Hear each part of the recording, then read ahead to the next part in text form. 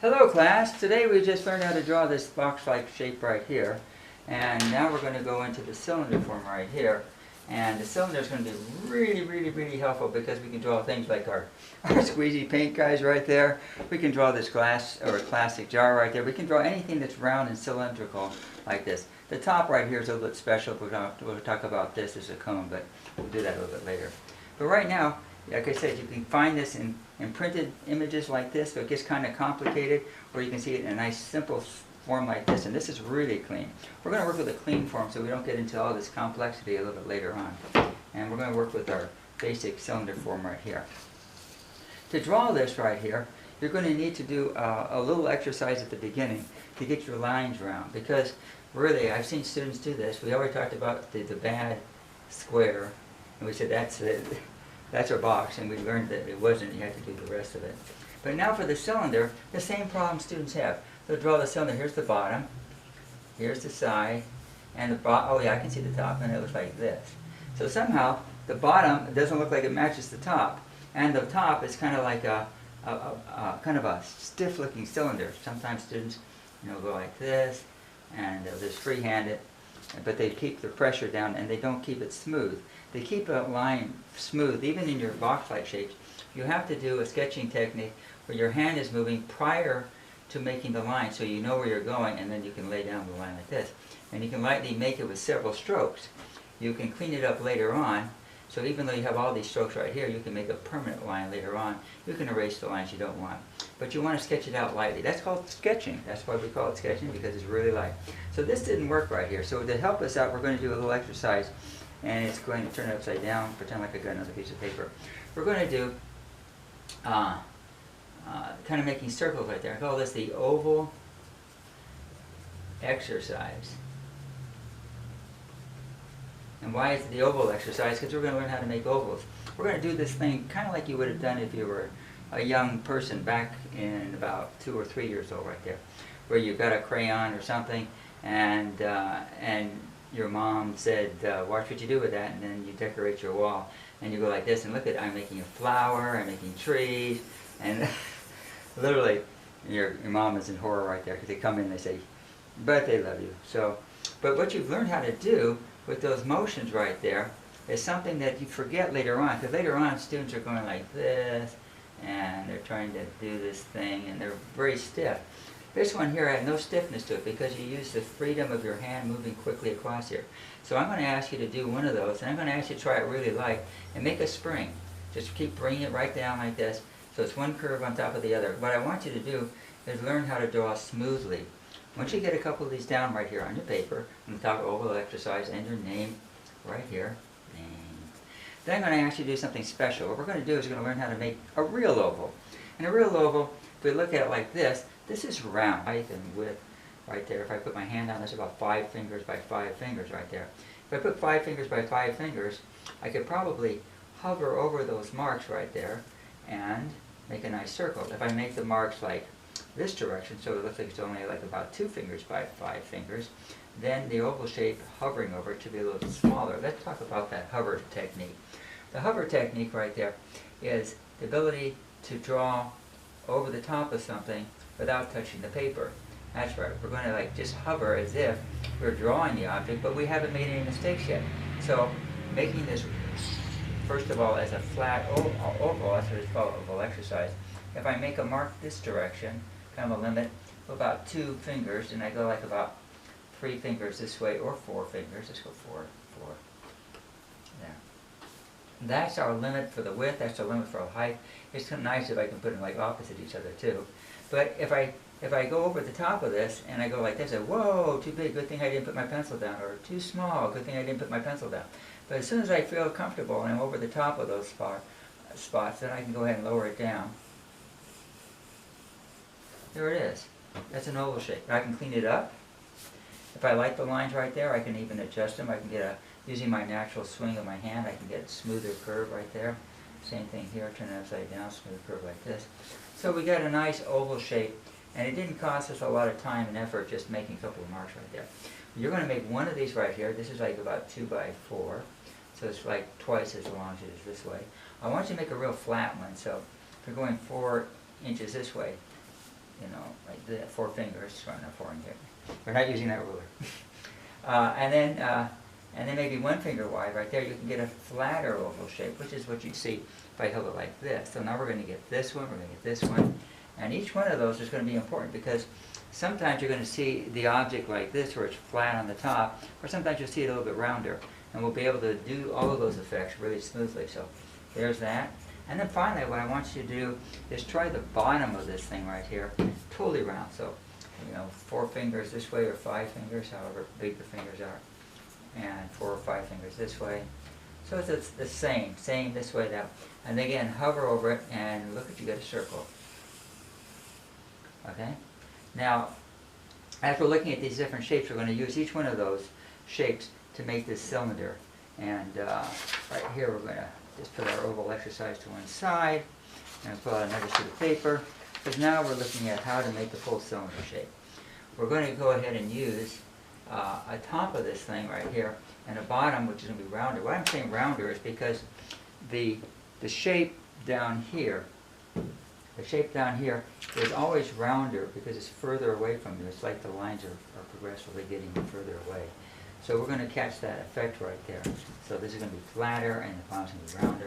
So to do that, first of all, let's make the bottom down here. It's always nice to start off with the bottom, work your way up. You can go work your way down or up, but right now I want to work our way from the bottom up because we're going to have other objects that are sitting down here with the bottom of this object, and some of them are going to be behind. If we work at the top, we don't know where the bottom is going to be. It's going to be floating around. Anyway, so here it is, the bottom first. Here's our oval shape down here, but it's going to be rounder, so I'm going to make this maybe 3 by 4 fingers and hovering over it right there. I'm going to bring the sides up, and I'm going to bring them up not just parallel, but I'm going to taper them out just a hair. You can see it's getting a little bit closer. Now you can see it's a little bit closer to the edge, a little bit closer. But the most important line I want to put in is what we call an axis of symmetry. Axis of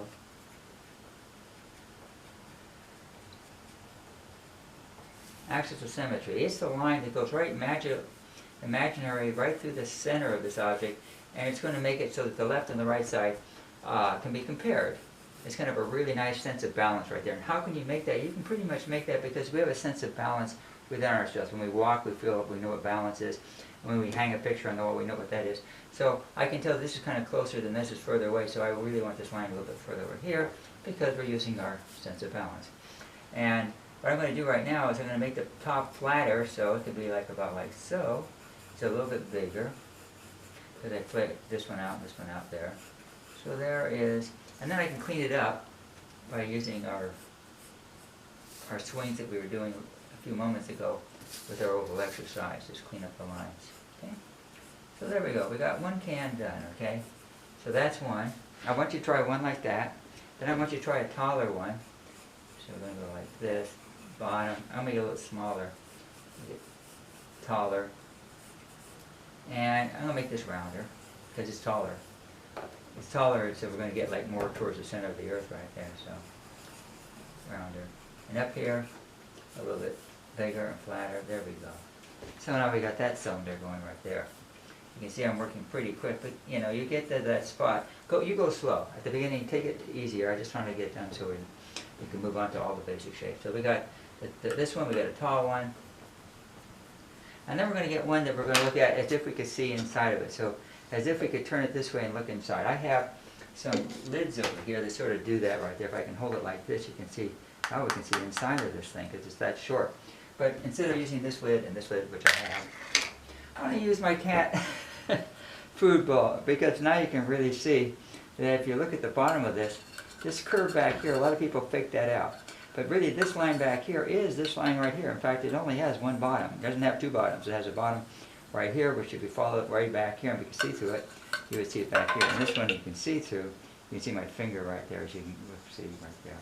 So what we have to do is we're going to have to draw these, but we're going to have to draw them like they're linked, because the top of this thing actually is like it's linked like it's a chain link right there. We're going to draw the bottom. Right now we don't have any links. See, this one here finishes up, this one finishes up, but this one, to make it, we're going to make the bottom again measure out something that's practically circular. You know, there we go.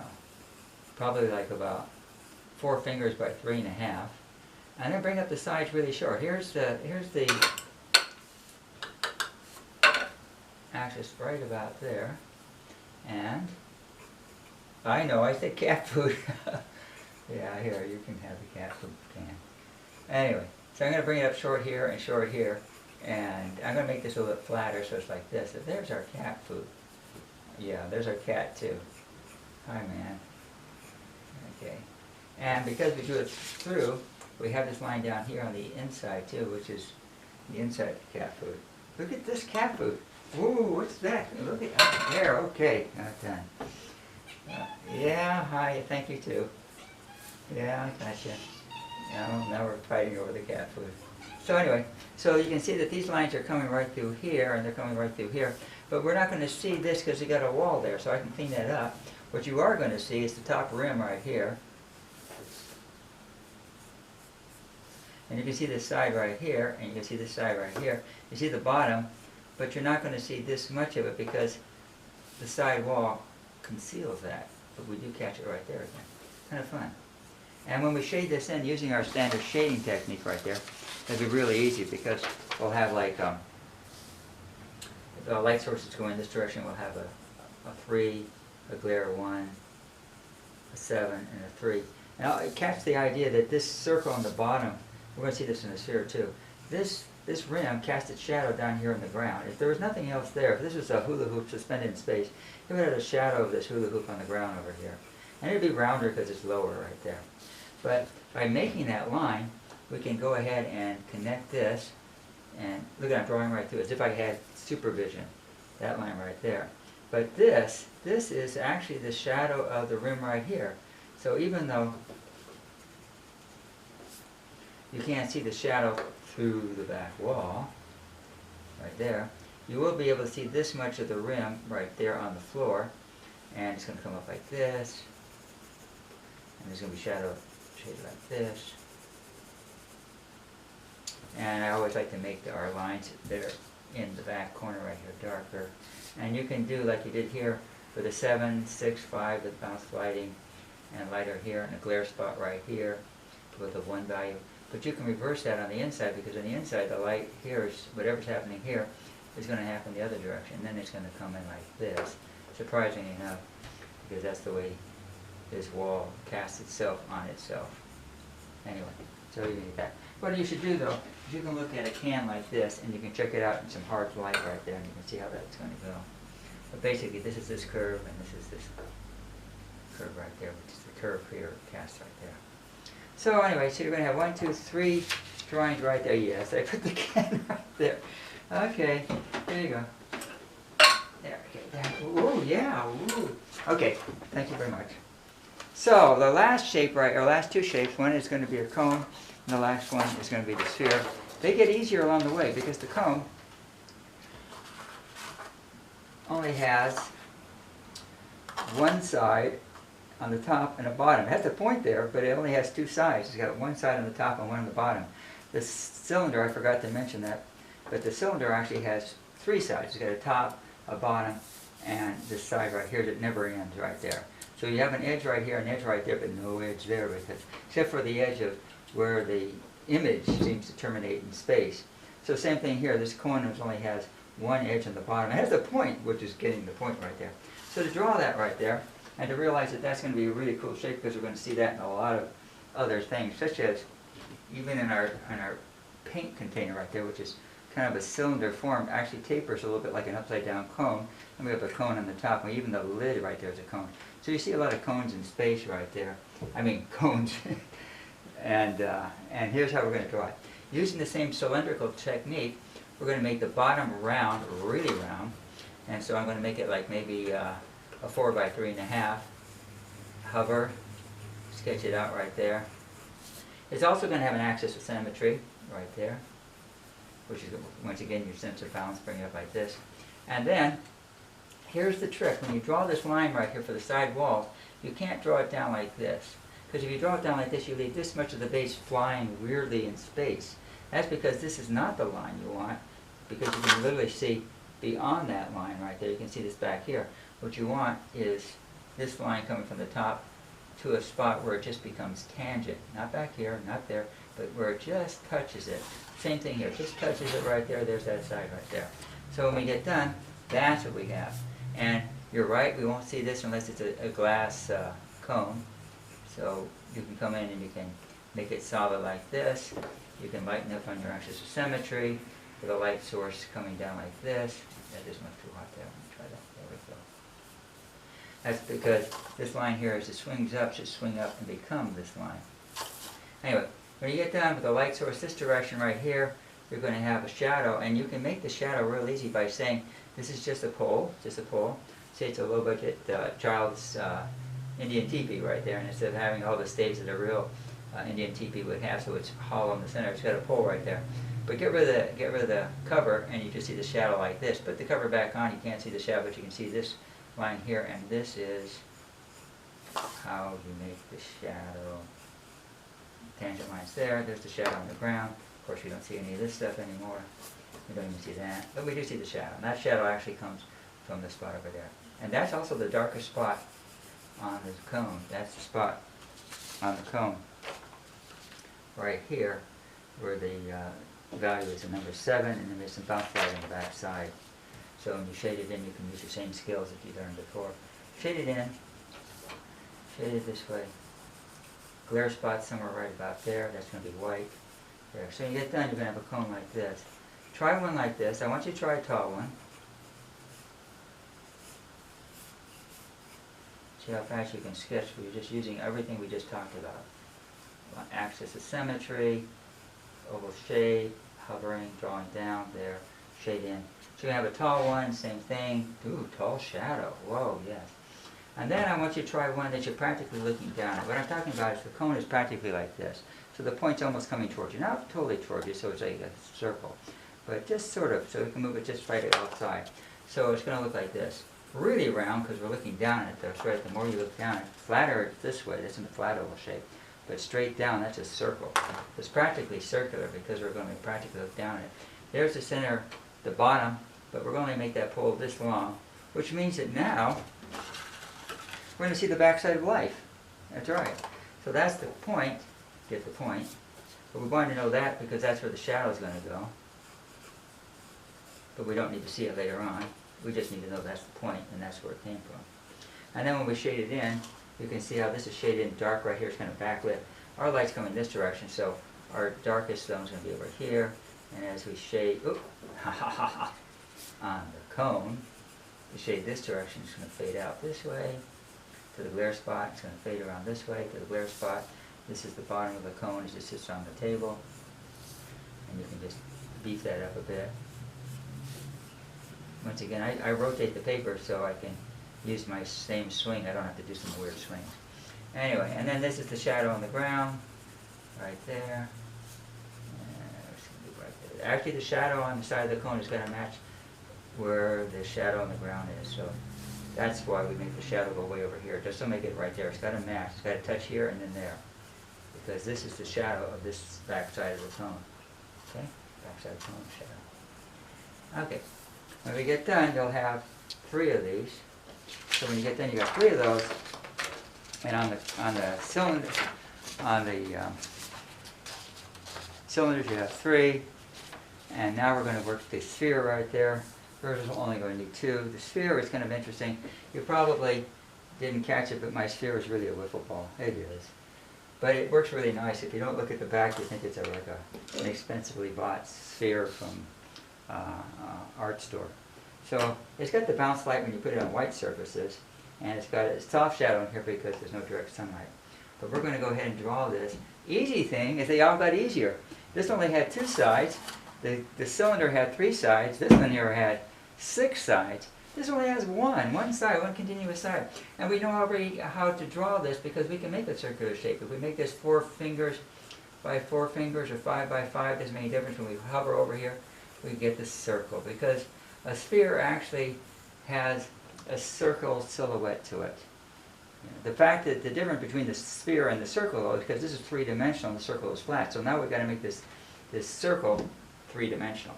And we know a little bit how to do that because we learned the shading techniques where we have a glare spot right here, and we do have a glare spot right there, bright zone right over here. So The trick right now is to shade this in bright right here, which means don't touch it at all, and give you a kind of a dark edge around here, a terminal meridian on the earth where the daytime turns to nighttime. And because it's on an angle, the light coming down this direction, the light comes like this, hits it, hits it, hits it, hits it, hits it. This is all white. But where it just passes by here on our circle, of planet circle, where the light passes by, everything that comes tangent right here shows you where you're going to have our terminal meridian on our planet sphere. In other words, this is the dark side of the sphere down here, casting its shadow on the ground, complement to that. Everything on the top is going to be bright. So now we got the thing all set up. We're ready to go for the shading. Like before, we made a 7 value right here. It says on this little diagram 7 down to 3, and 7 up here to 1. Remember, where the glare spot is, we don't want to make an X there. We don't need an X. We know it's going to be bright. We just need to make sure that our circle shading right there gets lighter as we go. But this is the dark zone, so you can feel free to put a little extra pressure right there and then blend it in because you know you're going to be doing that. So blending it down here, blending it around here, and doing a fast blending job. I can rotate it right there. And I can firm up my lines on my sphere. That would be kind of helpful so I can see where we're going. There's the sphere, and then on the bright sunny side of life I could still add a little line right there because we definitely want to see it. And I'm shading it in, but actually in a sketch you wouldn't be shading it into the very end. Unless, of course, all you were doing was a sphere on a table. In which case, then, yeah, like this wiffle ball right here, then this would be it. And the darkness right there. Oh, you're running away now, aren't you? Okay. Shading right here. And once again, using our oval shape. Dark values down here. This is really quick because you can do this. You know how to do it from the worksheet. And then fade this direction. That's right. This is not a harsh line. You don't see any harsh lines on this ball right here. Even though it's ambient lighting, even if it's more directed, it would still be a softer treatment right here as it fades out. So there we go. And it's kind of sketched all the way around. A little shading through here. So that's pretty much the sphere. You're going to do 2 of these, one like this, and then you're going to do another one just like that right there, right through here, except for this is going to be like a half an orange. So you're going to do everything you just did before, like this, cast shadow, like this, but then, and shading like this, but you're going to actually cut it right through here. So you could either draw it again and do this, or you can cut it right at the beginning. There it is. So we know that this is half of the sphere, and this is going to be our orange right there. It's going to have the same shading techniques as before. In other words, bounce lighting down here, cast shadows through here, deep, deep, deep, deep. Light came right by here, so it's going to be dark here. And the other part we cut off, so we don't catch it up here. It's just going to go right off the edge of our cut line on our orange. In a still life where you may have an orange that's been cut open, or you may have a bowl. This is the perfect technique to shade it in right there. Anyway, so light, shade, shade, smooth it out, deep down here. I'm using my point on my pencil. Always keep a nice sharp point on the pencil because it keeps your drawing clean like you want to keep it. I can remove these extra lines there, move that liner, and you can kind of see where we're going to be. I can firm up the top of this because I definitely want to have it. So we can see our, oops, maybe we even have all the cells in the orange. Don't get that. Don't get confident. Keep it kind of like it's a pure white, not an orange. A plaster orange right there, okay? So this completes our exercise for the day in drawing 4 basic shapes. These basic shapes that will be used in our future drawings to develop very complicated shapes right there. These complex shapes are going to be using sections of these, as we can see in some of these down here. I'll point them out again. But our box-like shape, first of all, of course, with these variety of boxes right here, we'll be able to use them in the table and chair also drawing. And you can see even in this open box, all those parts are reflected right there. Our second item that we did was this oval exercise right there, very important. So you really have 5 papers right there. You have the 4 basic shapes and the oval exercise. But that was number 2 on the list, and that was important because we used the oval exercise to develop all the round shapes right there. So the next one right after the oval exercise was the cylinders, number 2 basic shape. And we talked about doing cylinders that were solid and tall like this. There's just several of them. And we used my favorite can, the cat food can, the Friskies. And we learned how to do that with an open form. So first of all, the box-like shapes right there. And then secondly right there, we were able to develop the oval exercise right there, which led us into the the rest of the important shapes right there.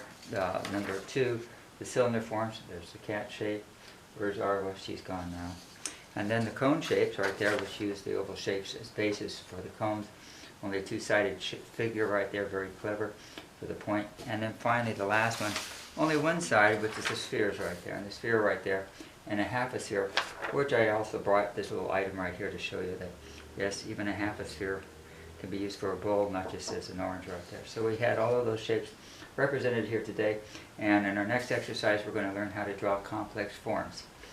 Okay, don't forget, we've got 4 basic shape drawings and the oval exercise. They need to be turned in. Thank you very much.